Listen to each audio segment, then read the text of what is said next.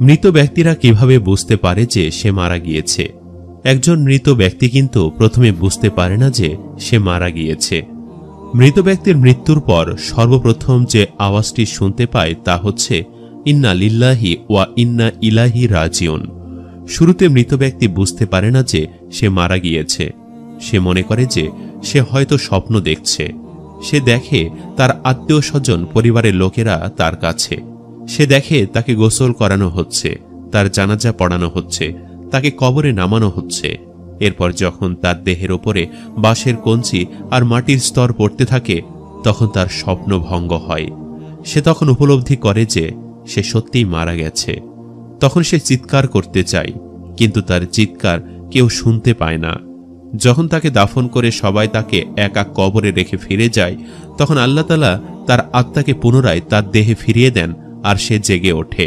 প্রথমে সে খুশি হয় এবং কৃতজ্ঞতা জানায় যে মহান প্রভু তাকে যা দেখিয়েছিলেন তা কেবলমাত্র একটি স্বপ্ন ছিল, আর এখন সে ঘুম থেকে জেগে উঠেছে। এরপর সে তার শরীর স্পর্শ করে দেখতে পায় সে কেবলমাত্র একটি কাপড়ে মোড়ানো রয়েছে। সে অবাক হয়ে প্রশ্ন করে, আমার জামা কাপড় কোথায়? তারপর সে বলতে থাকে, আমি কোথায় আছি? এই জায়গাটা কোথায়? সর্বত্র ময়লা কাদার দুর্গন্ধ বের হচ্ছে। আমি এখানে কি করছি? তারপর সে বসতে শুরু করে যে সে মাটির ভেতরে আছে এবং সে যা অনুভব করছে তা কোনো দুঃস্বপ্ন নয়। তখন সর্বপ্রথম সে মৃত ব্যক্তি বুঝতে পারে যে সে সত্যি মারা গেছে।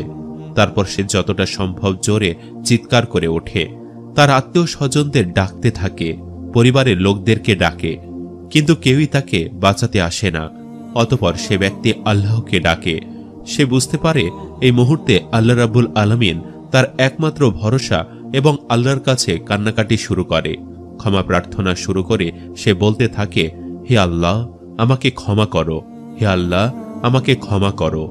যদি সে একজন নেককার বান্দা হয়, তাহলে তখন তার কাছে হাস্যোজ্জ্বল মুখে দুজন ফেরেশতা আসে। তারা তাকে সান্ত্বনা দিতে থাকে। আর যদি সে খারাপ মানুষ হয়, তাহলে ভয়ঙ্কর চেহারা দুইজন ফেরেশতা এসে তার ভয় আরো বাড়িয়ে দিবে। তারা তাকে ভয়াবহ নির্যাতন করবে। তার উপর কবরের আযাব শুরু হয়ে যাবে। কবরের আযাব সম্পর্কে হাদিস থেকে জানা যায়, কাফের, মুনাফিক ও পাপিষ্ঠ ব্যক্তিদের যখন কবরে জিজ্ঞাসা করা হবে, ওই ব্যক্তির ব্যাপারে তুমি কি জানো? সে বলবে, আমি কিছুই জানি না। লোকজনের মুখ থেকে যা শুনেছি আমিও তাই বলতাম। তখন তাকে লোহার হাতুড়ি দিয়ে পেটানো হবে। সে বিকট শব্দে চিৎকার করবে, যা মানুষ ও জিন ছাড়া অন্য সকল প্রাণী শুনতে পাবে। বুখারী শরীফ।